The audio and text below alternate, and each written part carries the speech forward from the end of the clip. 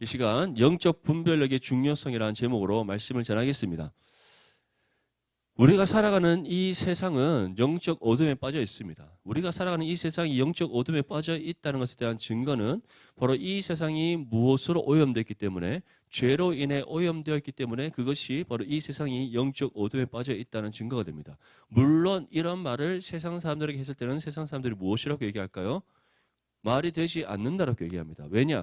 세상 사람들의 입장에서 죄와 선과 악에 대한 기준은 우리처럼 하나님의 말씀을 기준으로 하는 것이 아니라 자신들의 눈에 보이고 몸으로 경험되어지고 또 그들이 지식적으로 알고 있는 그 사회의 질서와 또 사회가 규정하고 있는 법을 기준으로 하고 있기 때문이에요. 그래서 우리는 죄로 인해 우리는 전적으로 타락하고 부패하였고 우리에게 하나님께 주신 하나님의 형상이 파괴되어졌으며 그로 인해 우리에게는 양심이란 것이 있지만 그것이 제대로 작동하지 못한다고 말합니다. 그것이 우리의 신앙의 가치관이에요. 믿습니까? 하지만 세상 사람들은 그것을 인정합니까? 인정하지 않죠.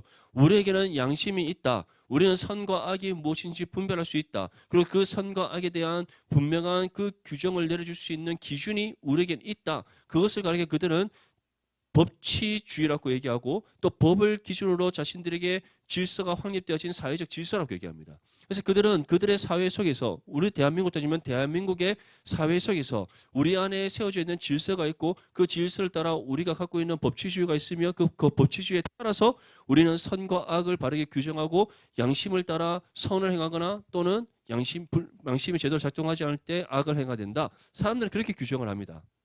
맞죠? 법대 맞습니까? 잘 설명했어요.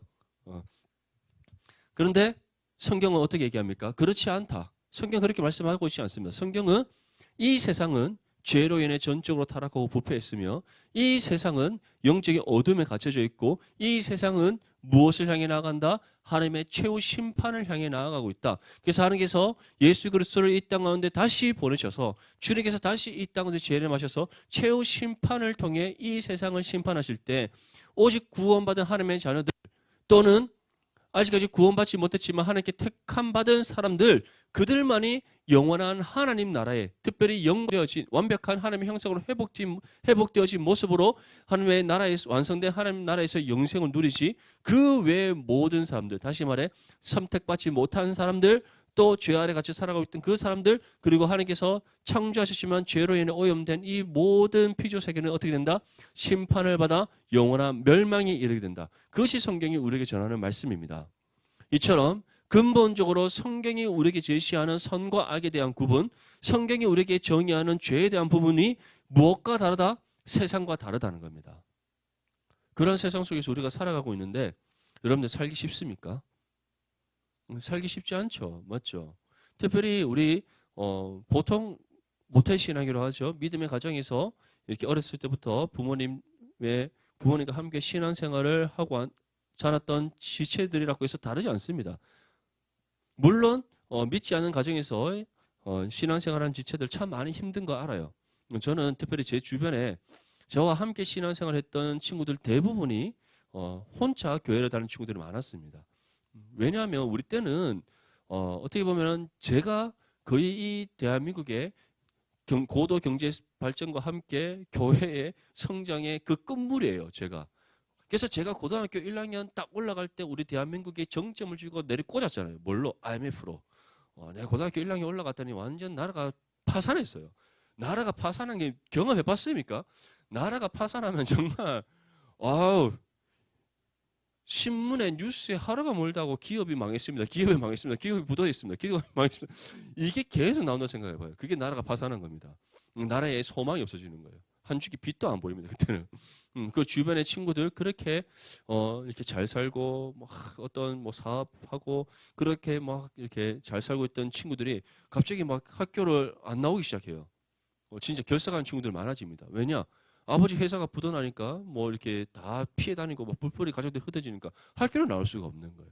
그런 일들 제가 고등학교 1학년 때 겪었어요. 근데 참 신기하게 대한민국이 이 IMF를 기점으로 교회의 성장이 딱 그치고 이제 내리막길로 치닫기 시작했었어요. 물론 또 그 가운데 하나님께서는 저는 알곡과 가라지를 이렇게 구별하시는 작업이라고 생각합니다. 그게 언제까지 될지 모르지만 그 작업이 다 끝나고 나면 하나님께서 다시 알곡을 통해서 이 대한민국의 또 영적인 부흥을 일으키실 걸 믿습니다. 아멘? 근데 그 중간에 우리가 누가 있어야 되겠어요? 아, 우리 디모데가 있어야지. 아멘? 아이, 그럼 특별히 이 부산 땅은 이미 다 끝났잖아. 가라지 다 걷어졌고, 맞죠? 이제 알짜배기 알맹이가 남았잖아요. 우리는 노다지 밭에서 살고 있잖아요. 맞죠? 이 대한민국 전체에서 가장 복음화를 저조하고 특히 청년 복음화는 그 죽어 있는 이 땅에서 우리 디모데가 살려내기를 축복합니다. 아멘. 네. 어쨌든 저는 그런 이제 어떻게 보면 교회 성장의 그 끝물에 있었기 때문에 실제로 우리 때만 해도 전도가 정말 많이 됐었어요. 중학교 때, 초등학교 때 전도하기 정말 쉬웠어요. 왜냐? 또 그때는 그렇게 또 요즘처럼 이렇게 잘 살 때가 아니잖아요. 경제적으로 풍요롭지 않고 문화적인 혜택이 다양하게 우리한테 제공되는 그런 시대가 아니었잖아요. 그러니까 그때까지만 해도 교회가 문화적인 부분에서 조금 앞서가고 있었거든. 그러니까 교회에서 달란트 잔치하거나 친구 초청 잔치하거나 하면 교회 오면은 선물을 얼마나 많이 줍니까? 그러니까 친구들 보고 야, 오늘 교회 가면은 선물 준다. 맛있는 거 준다. 그거 한마디만 하게도 애들이 막 진짜 줄을 서면서 왔었어요. 그렇게 왔는 친구들 중에서 한 20, 30%는 늘 교회에 정착을 했던 것 같아요. 그래서 제가 부모님 교회 다닐 때 부모님 교회 그리 큰 교회가 아니에요. 고신적 교회에서는 큰 교회 한 작년 500명 모이면 고신적에서는 거의 뭐 중대형교에 속합니다. 그런데 그 작년 한 500명밖에 안 모이는 교회 중고등부 학생들만 160명씩 나왔었어요. 대단하죠. 유초등부는 더 많은지. 밑으로 내려갈수록 애들이 더 많이 모였으니까. 뭐 유치부 애들은 막 버글버글했었어요. 물론 올라오면서 점점 숫자가 적어지다가 이상하게 청년부모 가면 사람이 없어져. 사람이 없어요. 제가 그때 알았어요. 이 캠퍼스에 세속의 물결이 휩쓸 때 중고등학교 때 취미삼아 교회로 나왔던 애들은 정말 다 휩쓸려 가버립니다. 그럼 진짜 알짜배기만 남아있거든. 근데 어쨌든 우리 때는 그 전도하기 정말 쉬웠던 것 같아요. 그러다 보니까 저희 학년만 해도 우리가 남자반 여자반 나눠 있었는데 우리 학년 남자반만 20명이 넘었거든요. 와, 대단하죠. 고등학교 1학년 반 20명이 넘었어요. 20명 넘는 애들 중에서 부모님이 교회 다니는 친구는 한 4, 5명밖에 안 돼요. 나머지 한 15명, 16명 정도는 다 혼자 교회를 나온 친구들이었어요. 그런데 그 중에서는 부모님이 교회 가도 별말 안 하는 친구도 있지만 가정의 핍박이 엄청나게 심한 친구들이 있습니다. 특별히 뭐 깨어진 가정, 부모님이 이혼을 하셨다든지 또는 여러 가지 가정의 상처와 아픔이 있는 친구들, 그런 친구들 같은 경우 또는 막 불심이 막 특심인 막 친구들, 그 가정에서 나온 친구들, 이런 친구들은 핍박을 참 많이 받았어요. 그런데 중요한 거는 한 친구가 이렇게 얘기해요. 모태신앙인 애들은 좋겠다. 부모님이 교회 다니시니까 너희들은 별로 어려움 없이 신앙생활 할 거 아니냐 이렇게 얘기를 해요. 근데 사실 그렇지 않아요. 다 모태신앙 많죠? 모태신앙이라고 쉬운 게 아닙니다. 왜냐? 세상에서 우리가 받는 핍박은 같기 때문이에요. 여러분들의 가정을 넘어서서 우리가 이 세상에서 영적으로 어두워져 있고 죄 아래 갇혀 있는 이 세상 속에서 우리는 같은 신앙의 삶을 살아가기 때문에 그 안에서 겪게 되는 그 삶의 질매의 무게와 세상으로부터 받는 공격과 핍박과 환난은 같다는 겁니다. 다르지 않다는 거예요. 중요한 거는 그러면 그 속에서 우리는 어떻게 살아가야 하는가에 대한 문제입니다. 어떻게 살아가야 됩니까? 그냥 뭐 세상이 우리를 괴롭히면 괴롭힌 대로 살아가면 됩니까? 그렇지 않죠.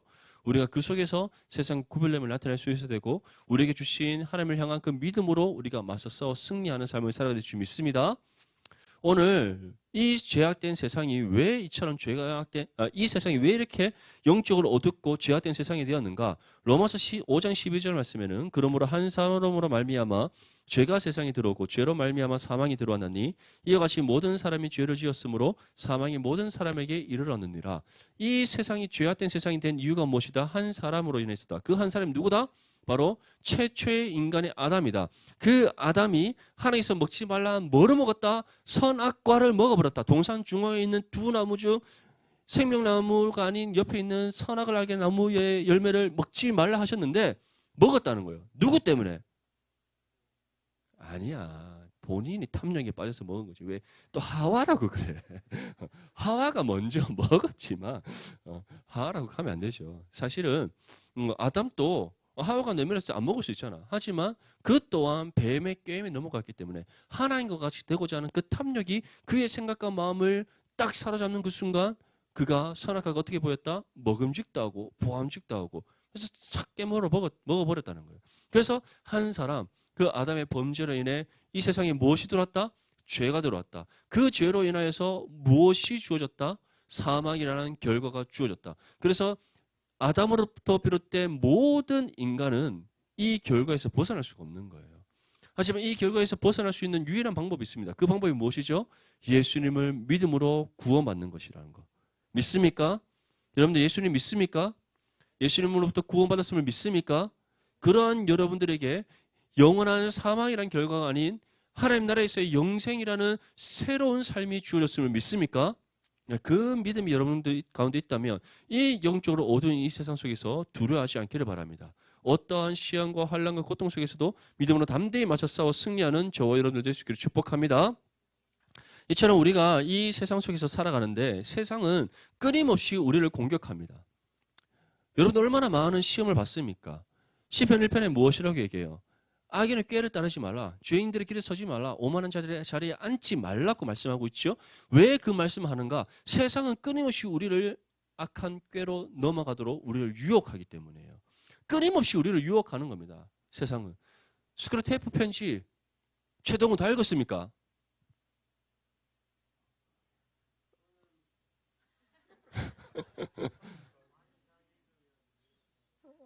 덜 읽었구나. 예, 아직까지 덜 읽고 있습니다. 경희대 다니고 해서 다 필요 없어요. 책 안 읽는 거는 마냥 똑같습니다. 스크루테이프 편지에 보면은 거기에 보면 이제 끊임없이 어떻게 하면 그리스도인들을 하나님의 자녀들을 악한 꾀로 유혹하여서 죄 가운데 넘어뜨릴까에 대한 사단의 전략들을 어떻게 보면 하나의 이야기로 스토리로 사단의 입장에서 그 C.S. 루이스가 쓴 거예요. 우리의 입장에서 우리가 이런 공격을 받는다가 아니라 사단이 저 그리스도인들을 어떻게 하면 내가 넘어뜨릴까? 어떻게 하면 악한 꾀로 유혹해서 저들을 무찌를까? 우리의 대적 그리스도로부터 저들을 빼앗아올까? 막 그 악한 전략들을 막 세워서 소설로 글로 정하는 게 바로 스크루테이프 편지예요. 한번 읽어보세요. 읽어봤습니까? 신전 졸업했으면 읽어봐야 되는데 읽어봤을 거라는 저만의 믿음으로 꼭 읽어보셔야 됩니다. 아시겠죠? 꼭 읽어보시면 그래 정말 나 이런 유혹 한번 받아봤어 한 번쯤 다 생각할 겁니다. 정말 엄청난 우리가 어떻게 보면 세상 속에서 피부로 느끼든 느끼지 못하든 우리가 인지되어지든 인지되어지지 않든 우리는 세상 속에서 끊임없이 사단의 공격에 노출되어 있다는 거 기억하셔야 돼요. 근데 왜 그렇다면 세상은 우리를 끊임없이 계속해서 공격하고 우리를 유혹하고 우리를 핍박하는가? 이에 대해 예수님께서 다음과 같이 말씀합니다. 요한복음 15장 18절에서 19절 말씀에 세상이 너희를 미워하면 너희보다 먼저 나를 미워한 줄 알라. 너희가 세상에 속하였으면 세상이 자기의 것을 사랑할 것이나 너희는 세상에 속한 자가 아니요 도리어 내가 너희를 세상에서 택하였기 때문에 세상이 너희를 미워하느니라. 자, 예수님께서 무엇이라고 말씀합니까? 첫 번째, 세상이 너희를 미워하는 이유는 무엇이다? 세상이 먼저 누구를 미워했기 때문에? 예수님을 미워했기 때문에. 그렇다면 두 번째, 그럼 예수님만 미워하지 왜 우리를 미워하는가? 예수님께서 누구를 택하셨기 때문에? 우리를 택하셨기 때문에. 우리가 더 이상 세상에 속한 존재가 아니라 예수님 안에 거하는 예수님께 택함받은 하나님의 자녀가 되었기 때문에 세상은 그의 대적인 세상의 입장에서 대적인 예수님뿐만 아니라 예수님께 속한 하나님 자녀된 우리까지도 미워한다. 우리를 공격한다. 우리를 핍박한다. 우리로 하여금 환난을 겪게 만든다라고 예수께서 말씀하는 겁니다. 사랑하는 디모데 지체들, 어떻게 보면 우리가 육신의 입장에서는 세상에서 핍박받는 거 힘듭니다. 힘들지 않은 지체들 있나요? 없죠. 힘듭니다. 신앙의 삶을 살아감에 있어서 세상이 계속해서 우리를 유혹하고 공격하고 우리로 하여금 영적인 갈등을 겪게 만들 때 우리 너무나 힘듭니다. 주일 예배 같은 경우도 마찬가지죠. 이와 같은 황금기 특히 7월 말 되면 날씨도 좋고 이제 장마도 끝났겠다. 맞죠? 특히 이렇게 햇빛도 나지 않은데 날씨는 덥고 워터파크 가서 놀기 얼마나 좋습니까? 맞죠? 지금 김해우 장유 워터파크 가면 사람이 버글버글버글버글 거리겠죠? 얼마나 좋습니까? 친구들 연락 오죠. 야, 무슨 주일날 예배하러 가니? 오전에 뭐 예배 잠깐 드리고 날롱 친자들 있잖아요. 주변에 친구들 다 있잖아요. 한 명씩 있을 거 아니에요. 맞죠? 교회 약간 친밀 가는 친구들. 그 친구들 야, 주일 오전에 예배 드리고 점심 먹고 고고? 가잖아요. 맞죠? 예전에 다 갔잖아. 그렇게. 맞죠? 다 갔었잖아. 왜 안 간 척해요? 안 간지 얼마 됐다고. 다 그렇게 친구들 막 놀러 가고 막 그렇게 하잖아요. 누구? 어제 다 놀러 가잖아요, 맞죠? 놀러 가고 또 끝나면 디모데 막 뭐지 우리 산악본 모임 가는데 산악본 모임하고 뭐 삼사 모임 모여서 또 막 다 어디 팥빙수 먹으러 가고 놀러 가고 막 하잖아요. 옛날에 했잖아, 옛날에 지금 말고 예전에 그랬었잖아요, 맞죠, 예송아? 그런 기억들 다 있죠. 한 몇 년 전의 추억들. 근데 그렇게 할 때 여러분들 그 유혹 이겨내기 쉽습니까? 어렵죠. 맞죠. 옛날에 지금 여자친구 말고 그 옛날 여자친구 만날 때, 그, 세상 친구 만나고 있을 때, 세상을 벌써 한번 살아가고 있을 때, 맨날 시시때때로 맞죠. 이렇게 막 불러내고 막 만나지 그러고 하면 힘들죠. 마음에 시험이 오죠. 맞죠. 오잖아. 그럴 때, 이처럼 우리가 생각해 보면 아주 지극히 작은 것이라도 세상은 우리를 가만히 내버려 두지 않는 거예요. 근데 그러한 이유가 무엇이다? 그들이 왜 끊임없이 우리를 유혹하고 우리를 핍박하고 우리를 시험에 빠뜨리기 위해서 우리에게 계속 악한 꾀를 내는가? 그들이 누구를 미워하기 때문에? 우리를 미워하기 때문에. 우리를 미워하는 이유가 무엇이다? 우리가 누구에게 속한 존재이기 때문에? 하나님께 속한 존재가 되었기 때문에. 그래서 그들이 우리를 미워한다는 거예요. 하지만 반대로 이것을 우리의 입장에서 다시금 생각해보면 어떠한 것이라는 것을 알 수 있습니까? 우리가 하나님의 자녀 되었다는 것. 그리고 그들이 우리를 미워하고 핍박한다는 것은 우리가 진정으로 하나님의 자녀 되었을 뿐만 아니라 우리가 구원받은 사람이 되었다는 것. 우리가 더 이상 죄 아래 갇혀 있는 것이 아니라 예수 그리스도께 속했으며 우리가 더 이상 죄인의 신분을 가지고 살아가는 것이 아니라 하나님의 자녀로서의 신분을 가지고 살아가고 있다는 것에 대한 증거가 된다는 겁니다. 여러분들, 나는 교회 다니는데 열심히 신앙생활 하는데 세상이 우리를 가만히 내버려둔다? 한번 돌아보셔야 돼요. 내가 진짜 그리스도에 맞는지. 저는 세상 살아가면서 아무런 핍박 없는데요. 맞죠? 핍박이 없어요. 떠오르지 않나? 수저로 빼빼기죠, 맞죠? 핍박 맞지? 집에 가만히 있어도 핍박이 있잖아요, 맞죠? 거센 풍랑이 있죠. 엄마로부터 오잖아. 너는 도대체 뭐 하려고 하니? 이런 맞죠? 풍랑이 오잖아요.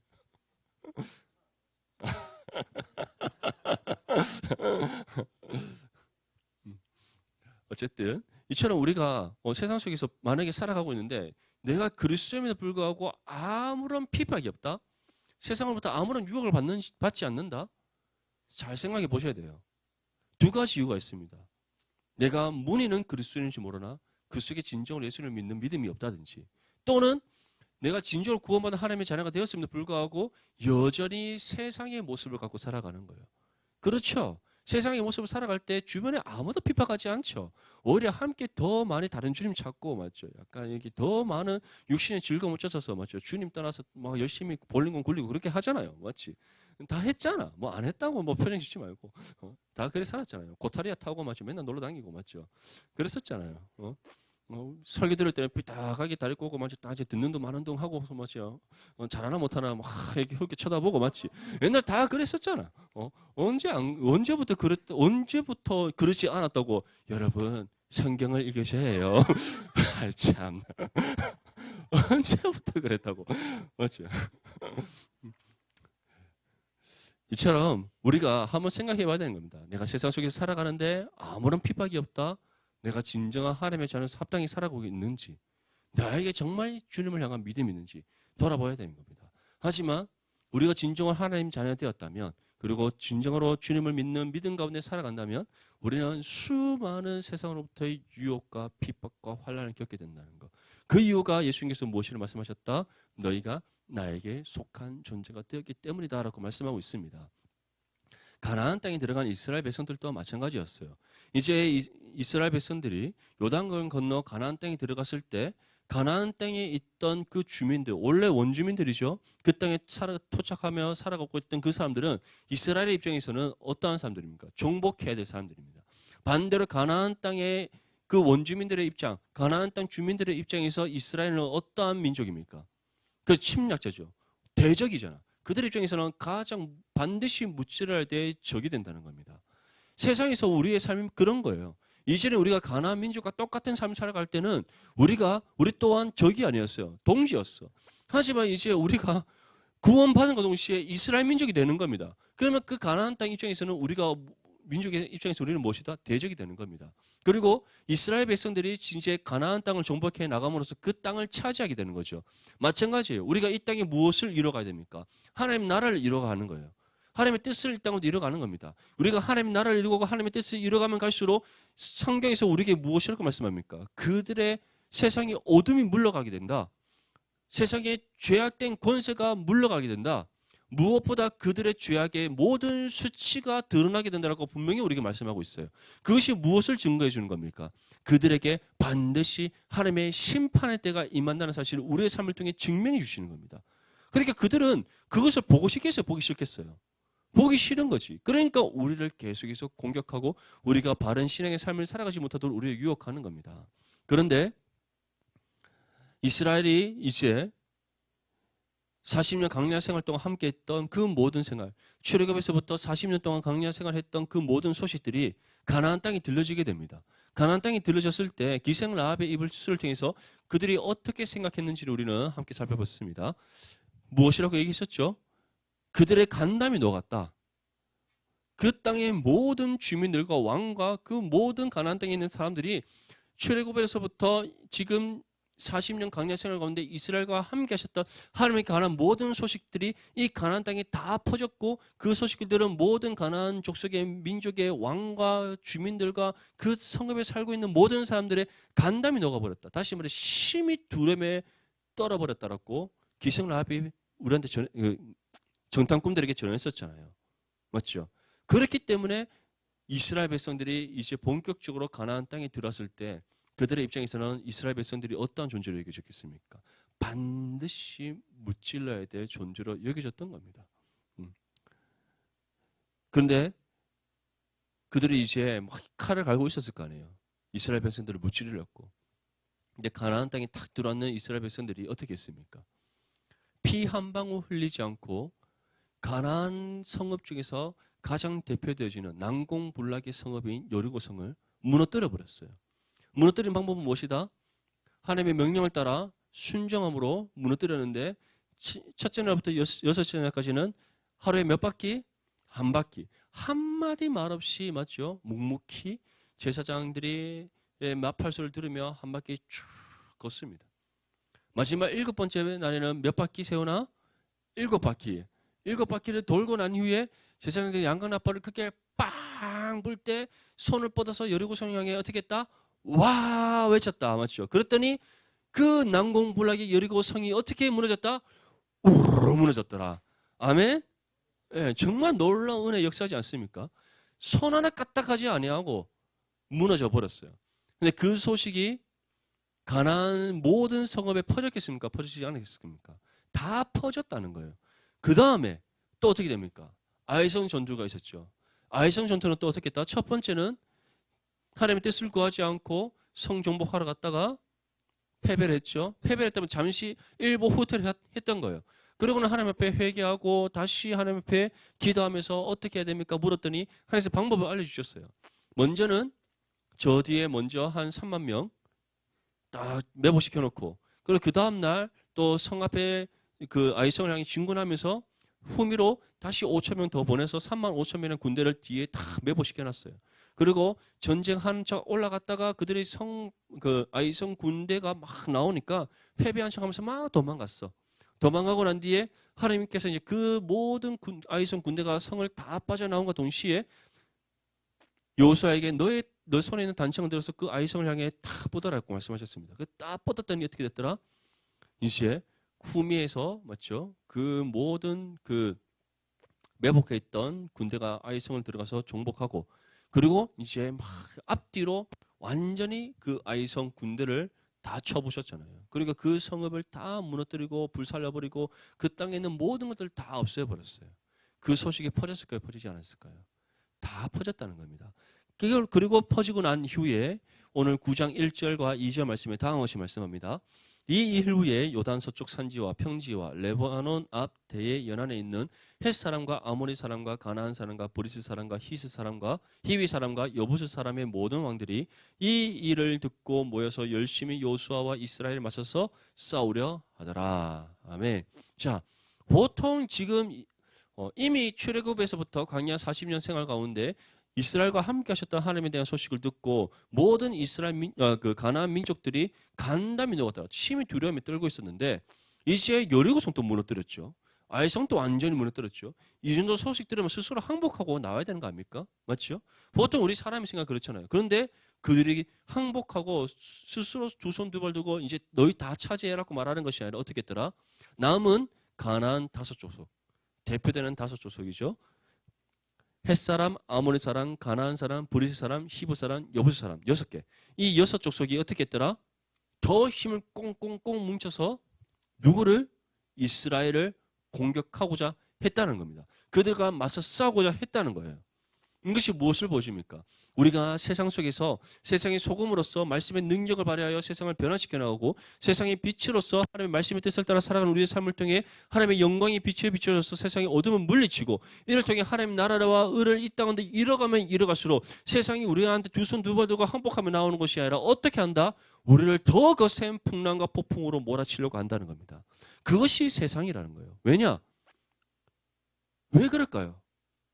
우리가 하나님의 나라를 이뤄가면 이뤄갈수록 주의 뜻을 이 땅에 이뤄가면 이뤄갈수록 우리의 삶을 통해 하나님의 선하신 그 뜻이 이 땅에 이루어지면 이루어질수록 세상이 두 손 두 발 들고 항복하면 나와야 되는 거 아닙니까?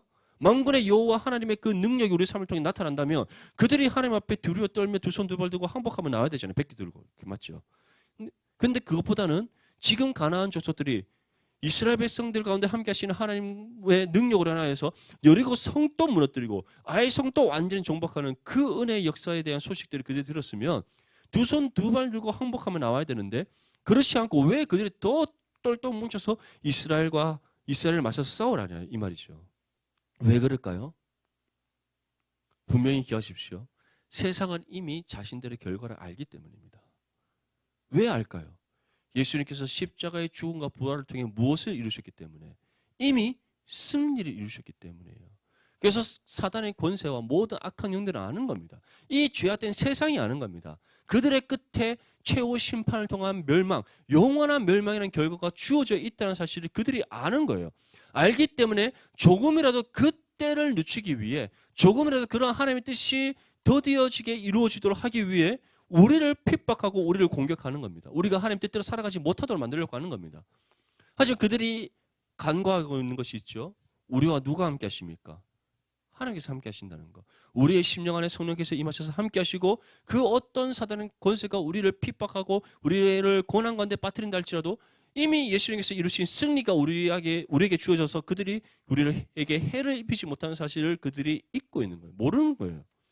그렇기 때문에 그들은 이미 패배했으며 그 결과를 바꿀 수 없음에도 불구하고 어리석고 미련하게도 우리를 핍박하는 겁니다. 가나안에서 전쟁 또한 마찬가지죠.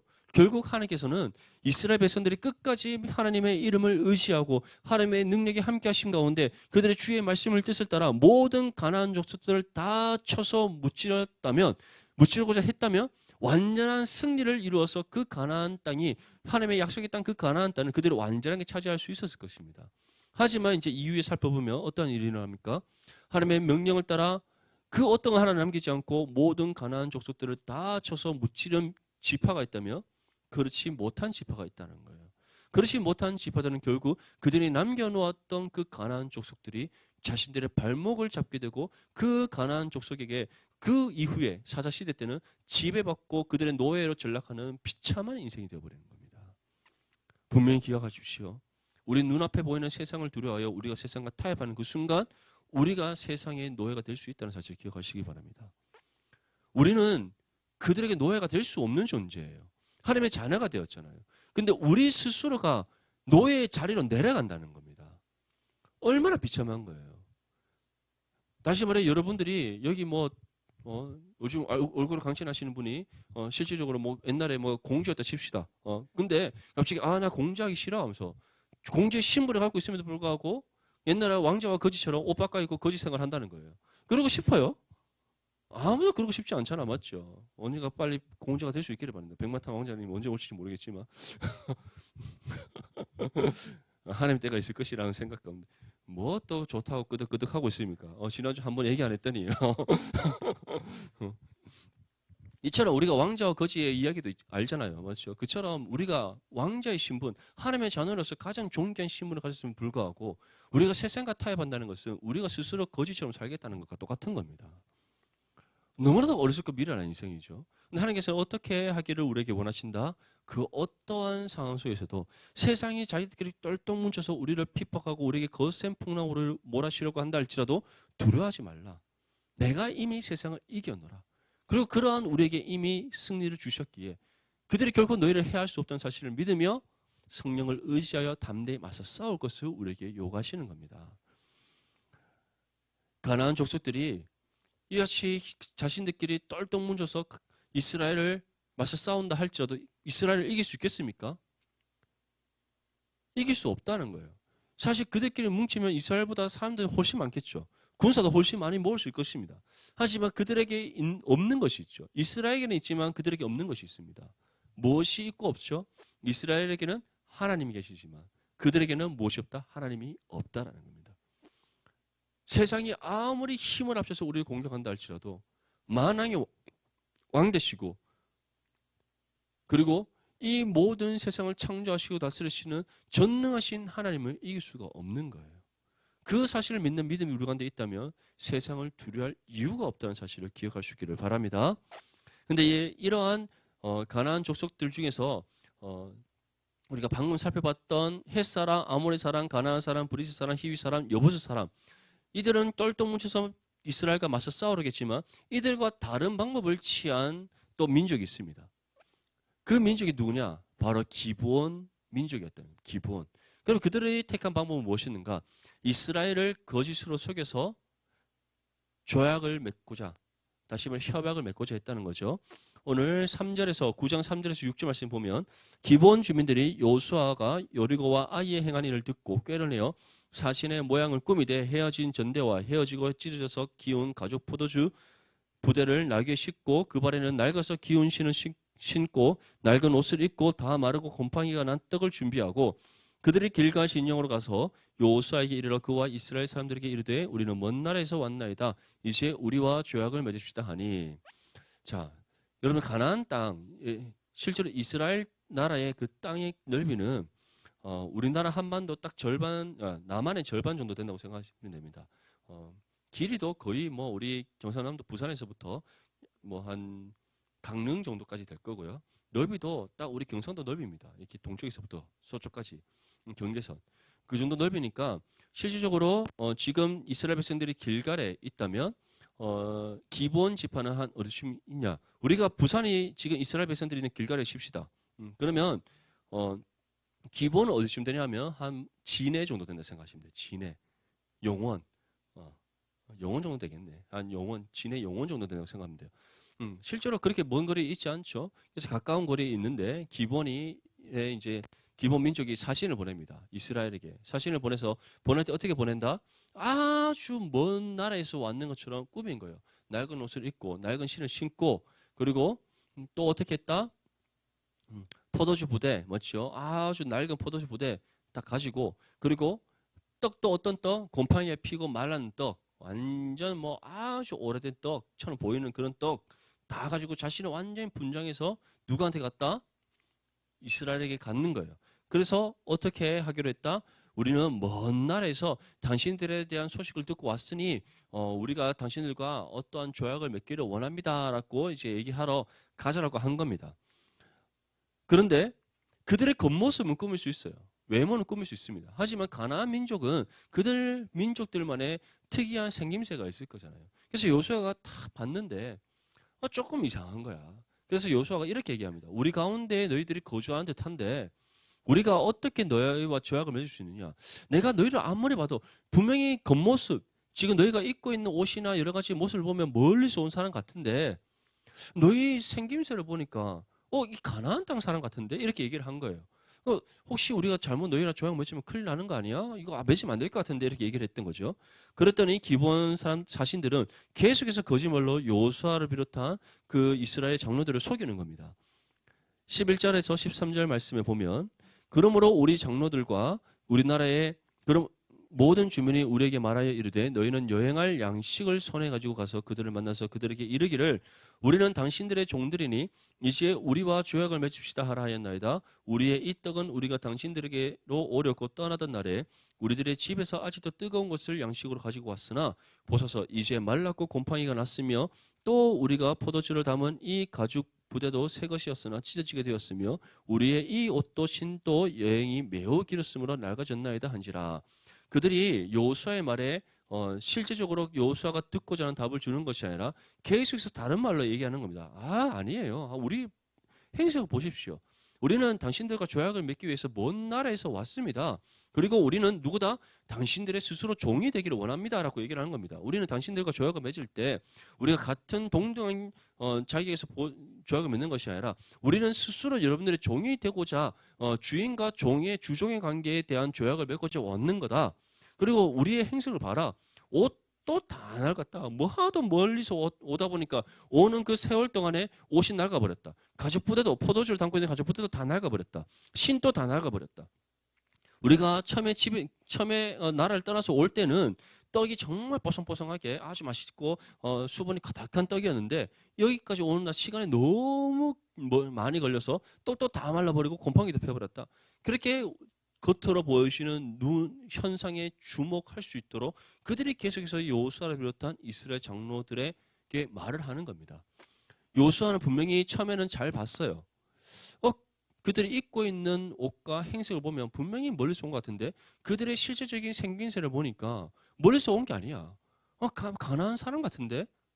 물었더니 그들은 본질을 보지 못하고 계속해서 겉모습을 보도록 여호수아와 이스라엘 장로들을 현혹하고 있는 겁니다. 세상의 방법이 그렇습니다. 이 죄악된 세상이 우리를 어떻게 유혹하느냐? 우리 눈에 보이는 현상으로 우리를 유혹하는 사실을 기억할 수 있기를 바랍니다. 결과물로 보여주는 겁니다. 이게 맞다라고. 봐. 공부 열심히 해야지. 공부 열심히 해야지. 주말에 계속해서 자격증 따야지. 계속 유혹하는 거예요. 그래야지. 봐. 나 이렇게 해서 취업했어. 나 이렇게 직장 구했어. 나 이렇게 해서 좋은 연봉 받고 있어. 그렇게 연봉 받으니까 갑자기 아름다운 숲속에 사는 공주님 만나고 백마탄 왕자님 만났어. 이러니까 봐 우리 이렇게 열심히 연애도 재밌게 잘하고 결혼을 위해서 준비하고 이렇게 살아가잖아. 계속 유혹하는 겁니다. 여러분들을. 아니에요? 맞죠? 앞으로 이제 국시 칠 때 되면 주변의 친구들 다 뭐 주말이고 뭐고 필요 없이 다 공부할 텐데 상현이한테 얼마나 맞죠? 어렸을 거 미련한 인생 하면서 이렇게 얘기할 겁니까? 얘기할 거예요 분명히. 모르겠으면 뒤에 선배한테 물어봐요. 그러는지 안 그러는지. 하지만 우리 안에도 표본이 있다는 거. 끝까지 유혹에 빠지지 않고 차한테 열심히 섬기고 리더 열심히 섬기고 교사 열심히 섬기고 예배 안 빠졌더니 어떻게 됐더라? 한 방에 붙었더라. 아멘? 그럼 우리도 다 표본이 있습니다. 어쨌든 세상은 그렇게 우리를 유혹하는 겁니다. 우리를 계속 유혹하는 거예요. 공부만 그렇습니까? 아니죠. 직장에서 마찬가지죠. 이제 취준생들 아직까지 뭐 취업을 하지 못해서 인생을 방황하고 있는 친구들 이제 취업하면 똑같습니다. 직장에서도 직장의 문화가 있잖아요. 맞죠? 여러분들 주중 예배 나오는 거 쉬울 것 같아요. 직장 생활하면서 사실 주중 예배 나오는 거 쉽지 않습니다. 수요 예배는 금요기대 나오는 거 쉽지 않습니다. 왜냐? 여러분들이 나중에 이제 가정을 꾸리면 이제 저녁에 있는 밤을 선호하게 될 겁니다. 왜냐? 가족들과 함께하고 하자는 그 마음이 굴뚝 같아질 거기 때문에 그렇습니다. 또 연애 초기에는 조금 그럴 수 있는데 좀 지나다 보면 또 시들시들해지고 맞죠? 영 반응 없는 이상함에 만나고 하면은 재미없기 때문에 별로 뭐 주말에 한번 보고 뭐 치울 거예요. 어쨌든 그렇겠지만 뭐 누군지 알아요. 뭐 말하면 다 알겠지 누군지는 어쨌든 그럴 거예요. 근데 사실 그렇지 않을 때 여러분들이 지금 이제 혼자 이제 지내고 있고 직장을 다니고 하면은 야간 근무를 한다든지 조금 내 몸은 피곤해도 야간 근무를 한다든지 또는 내가 또 조금 더 수당받을 수 있는 그런 일을 하면은 그게 다 유혹이 된다는 거죠. 왜냐? 머리가 내 수면에 탁탁탁 채워지면 얼마나 기분이 좋겠습니까? 맞죠? 다 하게 되어 있다는 거예요. 근데 그렇게 할 때 우리는 무엇과 타협이 됩니까? 예배와 타협을 해야 되는 거예요. 수요 예배에 타협을 해야 되죠. 금요 기도에 타협을 해야 되죠. 토요 기도에 타협을 해야 되죠. 주일 예배 타협을 해야 되죠. 처음에는 수요예배 타협을 하겠죠. 뭐 금요일에 가면 되지. 근데 그러다가 또 뭐가 타협합니까? 금요일 또 토요일 기도 있으니까 뭐 금요일 기도에도 뭐 좀 쉬지 뭐. 그러고 난 뒤에 토요일 기도는 어떻게 됩니까? 토요일 기도에도 뭐 주일날 뭐 열심히 예배 드리지. 타협을 하게 되겠죠. 그리고 주일날은 매주 갈 필요 있을까? 그렇게 되는 겁니다. 안 그럴 것 같죠. 제가 왜 이런 얘기를 하겠습니까? 다 케이스 바이 케이스가 있는 겁니다. 맞죠? 다 있는 거예요. 그 말은 무슨 뜻이냐? 세상은 처음부터 우리에게 많은 것을 요구하지 않는다는 겁니다. 기본 사람들이 요수아에게 처음부터 막 세밀하게 얘기했습니까? 그렇지 않죠. 그냥 자신들의 변장한 모습을 보여줬을 뿐입니다. 하지만 하나가 걸려들기 시작하니까 그 다음에 어떻게 됩니까? 계속해서 자신들의 눈에 보이는 현상에 주목하여서 그들의 생각과 마음이 빼앗기도록 만들어버린다는 겁니다. 그렇게 해버렸더니 어떠한 일들이 일어났다? 결코 해서는 안 되는 죄를 범하게 되었다는 겁니다. 오늘 14절에서 16절 말씀 함께 읽겠습니다. 시작. 무리가 그들의 양식을 취하고는 어떻게 할지를 여호와께 묻지 아니하고 요수아가 곧 그들과 화친하여 그들을 살리라는 조약을 맺고 회중 족장들이 그들에게 맹세하였더라. 그들과 조약을 맺은 후 사흘이 지나서야 그들이 이웃에서 자기들 중에 거주하는 자들이라 함을 들으니라. 아멘. 자, 아무리 기브온 사람들이 자신의 꾸민 그 겉모습을 계속해서 설명하고 또 요수아와 이스라엘 장로들을 유혹하려고 했다 할지라도 요수아와 이스라엘 장로들은 어떻게 했어야 됩니까? 그들과 바로 조약을 맺기보다 누구에게 무엇을 구했어야 된다? 하나님께 뜻을 구했어야 된다. 하나님, 우리가 조약을 맺으면 되겠습니까? 되지 않겠습니까? 저 사람들이 말하는 것들이 사실입니까? 사실이지 않습니까? 반드시 하나님께 확인하고 물어야 되는 거예요. 그런데 오늘 본문 말씀이 무엇이라고 말씀합니까? 그들이 어떻게 할지를 누구에게 묻지 않았다? 하나님께 묻지 않았다. 분명히 기억하십시오. 하나님께 묻지 않았기 때문에 이들은 스스로 그것이 죄인지조차 알지 못한 채 그들이 죄의 유혹에 빠져들었다는 사실을 깨닫지 못한 채 그들과 맺어서는 안 되는 조약을 맺어버렸다는 겁니다. 그런데 이러한 실수를 누구도 할 수 있다? 우리도 할 수 있다는 사실을 기억해야 됩니다. 처음에 한 번은 타협할 수 있습니다. 하지만 한 번이 몇 번이 된다? 두 번이 되고 두 번이 몇 번이 된다? 세 번이 되고 그것이 반복되면 반복될수록 우리의 무엇이 묻어지기 시작합니까? 신앙의 양심이 묻어지기 시작하는 겁니다. 제대로 작동하지 않게 되는 거예요. 그리고 이제는 우리가 스스로 죄 아래로 내려가서 죄의 노예가 되고자 하고 있음에도 불구하고 그 사실을 우리가 알지 못한 채 어리석고 미련한 죄악된 인생을 살아갈 수가 있다는 겁니다. 물론 하나님께서 우리를 가만히 내버려 두시지 않겠죠? 그때부터 뭘 맞기 시작합니까? 꿀밤 800대를 맞기 시작하는 겁니다. 이제 꿀밤 800대를 맞기 시작하는 거예요. 맞으면 아프겠어요? 안 아프겠어요? 아프죠. 맞죠. 사람이 때려도 아픈데 하나님 때리면 얼마나 아프겠습니까? 맞죠? 기브온과 맺은 조약도 마찬가지예요. 하나님께 뜻을 구하지 않은 채 자신들의 생각대로 자신들이 지금 죄의 유혹에 빠졌다는 사실도 깨닫지 못한 채 그들과 조약을 맺어버렸어요. 하지만 이제 며칠이 지나서 3일이 지나서 이것이 거짓이었다는 것이 드러나 버렸다는 겁니다. 그 순간 요수아를 비롯한 이스라엘 장로들 얼마나 부끄러웠겠습니까? 이스라엘 백성들 앞에서 부끄러웠을 뿐만 아니라 누구 앞에서 부끄러운 겁니까? 하나님 앞에서 부끄러운 거예요. 부끄러운 것뿐만 아니라 또 무엇을 보게 되는 겁니까? 그들의 어리석음을 직면하게 되는 겁니다. 자신들의 나약함을 보게 되는 거예요. 그뿐만 아니라 그들이 또 아이성 전투 이후에 얼마나 교만해져 있었는지를 보게 되는 겁니다. 왜? 하나님을 경외함에 있어서 겸손이 중요한가? 왜 우리가 하나님을 믿고 섬기고 사랑하는 삶을 살아가면서 있어서 믿음의 겸손이 중요한가? 왜 예수님께서 친히 우리 가운데 겸손의 본을 보이셨는가? 우리가 겸손하지 않는다면 우리 또한 요수아처럼 교만함에 빠져서 하나님께 뜻을 묻지 않고 내 속에는 옳은 대로 결정하는 어리석은 행동을 할 수가 있기 때문입니다. 죄의 유혹에 빠지게 되는 가장 첫 번째 원인이 무엇 때문이다? 우리가 교만에 빠져 있기 때문에. 교만에 빠져 있는 사람은 결코 누구에게 뜻을 구하지 않는다? 하나님께 뜻을 구하지 않는 겁니다. 사랑하는 우리 모든 디모데 지체들, 언제 어떠한 상황 속에서든지 항상 하나님 앞에 믿음에 겸손할 수 있기를 바랍니다. 믿음의 겸손함으로 언제 어떠한 상황에서든지 모든 것을 하는 게 기도로 간구하고 하나님의 뜻을 구하고 찾는 저와 여러분들이 될 수 있기를 바랍니다. 그렇게 해야만 우리는 하나님께서 말씀을 통해 우리에게 가라 명하신 그 길을 따라 믿음으로 온전히 나아갈 수 있는 겁니다. 우리가 하나님께서 디뎌라 하신 곳에 우리의 걸음을 디뎌서 안전하게 한 걸음 한 걸음 전진해 나갈 수 있는 겁니다. 무엇보다 죄의 유혹을 바르게 분별해서 모든 사단의 유혹을 물리치고 하나님의 뜻을 따라 순종하며 나아가는 믿음의 삶이 될 수 있는 겁니다. 그것이 바로 무엇이다? 영적 분별력을 가진 믿음의 사람의 삶이다. 분명히 기억할 수 있기를 축복합니다. 이스라엘 백성들은 이제 이 일로 인해서 또 여호수아와 이스라엘 장로들을 원망하기 시작합니다. 19절에서 21절 말씀에 모든 족장이 온 회중에게 이르되 우리가 이스라엘 하나님 여호와로 그들에게 맹세하였은즉 이제 그들을 건드리지 못하리라. 우리가 그들에게 맹세한 명령으로 말미암아 진노가 우리에게 임할까 하노니 이렇게 행하여 그들을 살리리라 하고 무리에게 이르되 그들을 살리라 하니 족장들이 그들에게 이른 대로 그들이 온 회중을 위하여 나무를 패며 물을 깃는 자가 되었더라.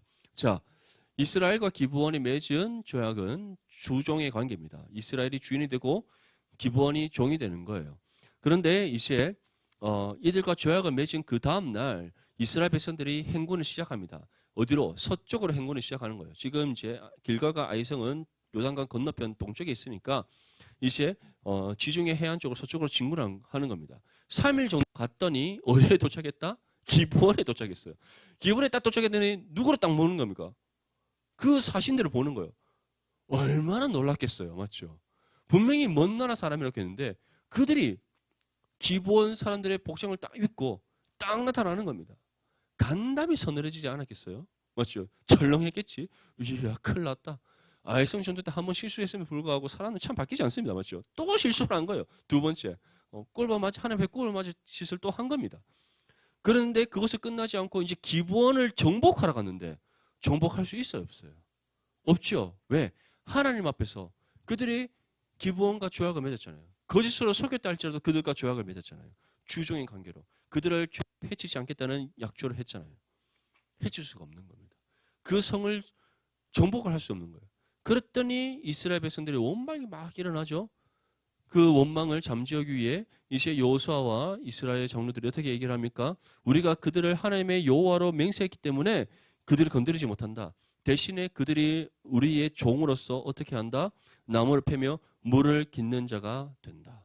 결국 여호수아와 이스라엘 장로들은 하나님의 뜻을 구하지 않은 채 죄의 유혹에 빠져서 잘못된 조약을 맺은 그 잘못을 했을 뿐만 아니라 두 번째 또 어떠한 것을 감당하지 못하게 된 겁니까? 가나안 정복이라는 하나님께 주신 사명을 감당하지 못하게 된 거예요.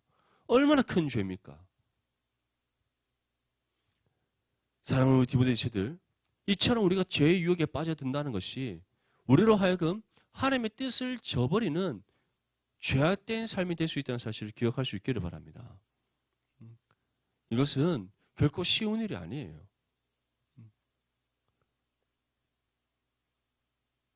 여러분들은 뭐 이 정도는 해도 되겠지? 하나님께서는 그 어떤 지극히 작은 죄도 용납하시지 않는 분이라는 사실을 기억할 수 있기를 바랍니다. 그래서 우리에게 무엇이라고 말씀합니까? 주여라 하나님 말씀을 묵상하고 그 말씀의 계명을 온전히 지켜 행하여라. 온전히 지켜 행하여라. 물론 우리는 연약하고 부족하기 때문에 우리의 수고와 우리의 힘과 노력으로는 온전히 지켜 행하는 것이 불가능합니다. 하지만 누가 우리와 함께 하시기에? 성령께서 우리와 함께 하시기에 성령께서 우리에게 지혜를 주시고 능력을 주시고 도움의 손길로 우리를 붙잡아 주시기에 성령의 능력 가운데 우리가 하나님의 말씀의 법을 온전히 지켜 행할 수 있다는 사실을 기억할 수 있기를 바랍니다. 죄의 유혹에 빠지지 아니하고 죄의 길에 서지 아니하고 죄의 늪에 빠지지 아니하고 언제나 주의 말씀의 뜻을 따라 우리가 살아갈 수 있는 비결은 무엇이다? 늘 말씀과 기도로 깨어 있어서 성령의 능력을 붙잡는 겁니다. 여호수아와 이스라엘 장로들은 그 중요한 부분을 놓쳤던 거예요. 놓쳤더니 하나님의 뜻을 어겼을 뿐만 아니라 하나님께 주신 가나안 땅의 정복이라는 사명까지도 그들이 감당하지 못하게 되는 죄의 결과를 초래하게 되었다. 우리 디모데 지체들에게는 이러한 실수가 없기를 축복합니다. 언제 어떠한 상황 속에든지 하나님의 말씀으로 주의 뜻을 바르게 분별하게 깨달아 그 뜻에 합당하게 살아가는 저와 여러분들 될 수 있기를 축복합니다. 마지막으로 우리 24절과 25절 말씀 함께 읽겠습니다. 시작. 그들이 여호수아에게 대답하여 이르되 당신의 하나님 여호와께서 그의 종 모세에게 명령하사 이 땅을 다 당신들에게 주고 이 땅의 모든 주민을 당신들 앞에서 멸하라 하신 것이 당신의 종들에게 분명히 들림으로 당신들의 말미암아 우리의 목숨을 잃을까 심히 두려워하여 이같이 하였나이다. 보소서 이제 우리가 당신의 손에 있으니 당신의 의향에 좋은 대로 행하소서 한지라. 아멘. 자, 결국 기브온 주민들이, 기브온 사람들이 여호수아를 비롯한 이스라엘 장로들을 속였던 이유가 무엇입니까?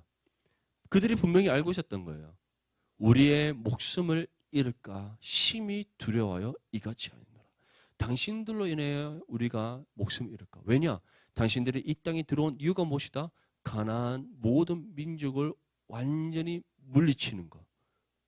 그것이 하나님께서 이스라엘에게 내리신 명령의 사실을 이들이 알았기 때문에, 그리고 여리고성과 아이성이 무너지고 정복당하는 것을 보면서 아, 이스라엘을 막을 수 있는 사람 아무도 없구나.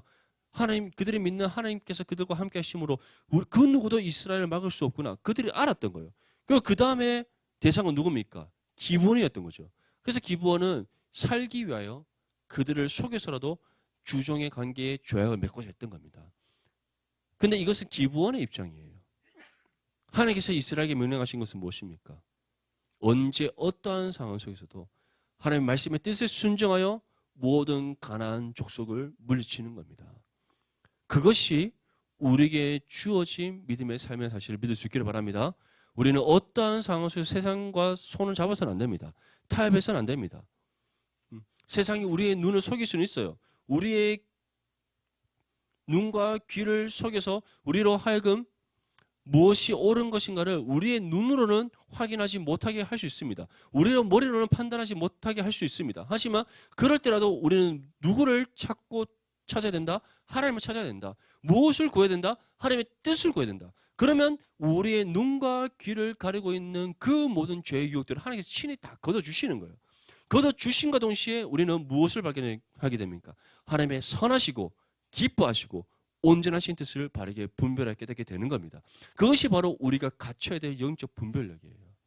여호수아와 이스라엘 장로들이 그 영적 분별력을 가지고 있었다면, 하나님께 뜻을 구해서 그 영적 분별력을 그들이 가져서 그 하나님의 뜻을 바르게 분별했다면 이와 같은 죄를 범하지 않게 되는 겁니다. 이 사실을 기억하면서 언제나 말씀과 기도를 기회하셔서 매 순간에 영적으로 민감하게 반응하는 저와 여러분들이 되시기를 바랍니다. 하나님의 말씀의 뜻을 따라 하나님의 뜻을 바르게 분별하여서 하나님의 뜻에 합당한 선택을 하고 또 그 뜻에 합당하게 나아감으로써 하나님의 뜻을 이 땅에 이루는 거룩한 믿음의 삶이 될 수 있기를 바랍니다. 그것이 우리가 살아가야 될 삶이요, 하나님께서는 그러한 하나님의 뜻을 바르게 분별하여 살아가는 우리의 삶을 통해 이 땅 가운데 놀라운 하나님의 뜻을 이룰 줄 믿습니다. 우리 모든 디모데 지체들이 이처럼 여호수아와 이스라엘 장로들이 했던 실수를 범하는 것이 아니라 언제 어떠한 상황 속에든지 주의 뜻을 구하고 그 뜻을 바르게 분별하여 그 뜻에 합당한 믿음의 삶을 살아갈 수 있기를 주님의 이름으로 축복합니다.